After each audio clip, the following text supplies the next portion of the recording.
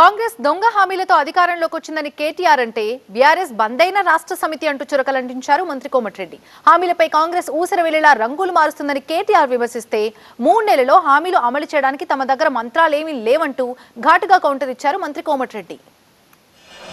రైతు బంధన పడ్డదా? తులం బంగారం వచ్చిందా? నెలకు 2500 వచ్చిందా? ఒక మా ఆడపిల్లలు ఎక్కడ ఉన్నారు? స్కూటీలు వచ్చినాయా? వచ్చిందా చెల్లెని ఒక్కదానికి? రాలే కదా, మరి అలా తలుపుతున్నాం. స్కూటీలు లేవు కానీ కాంగ్రెస్ వాళ్ళ లూటీ మాత్రం చాలు అయింది.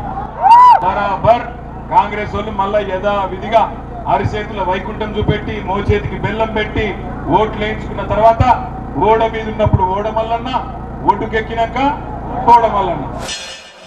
మీరు don't ask any questions about KCR and his family. మీరు అడిగినా నేను మాట్లాడితే టైం వేస్ట్ తప్ప ఏముండదు. That is a closed party. BRS అనేది బంద్ అయిన రాష్ట్ర సమితి, దుకాణం బంద్ అయిన రాష్ట్ర సమితి.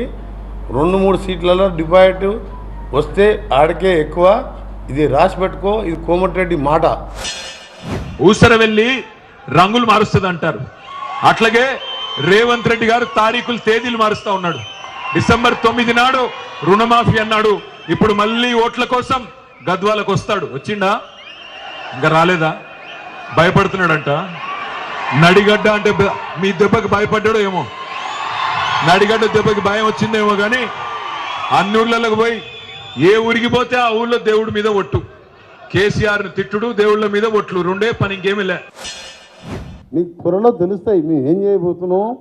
మేము క్యాబినెట్లో ఏం మాట్లాడుకుంటామో, అసెంబ్లీలో ఏం మాట్లాడతామో, బయట కూర్చున్నప్పుడు ఏం రివ్యూ చేసుకుంటామో, వాళ్ళ ఆస్తుల స్టాండింగ్లు ఎట్లా తీసుకుంటామో, టానిక్ షాపులో మీరు సంపాదించిన సంపాదన అంతా మళ్ళీ ప్రజలకు ఏ విధంగా ఇస్తామో, కాళేశ్వరం మీద దోసుకున్నది ఎట్లా వస్తుందో. త్వరలో 3 నెలల్లో అన్నీ జరగాలంటే మంత్రాలు వేసినది. ఆ మంత్రాలు కూడా టైం పడుతుంది.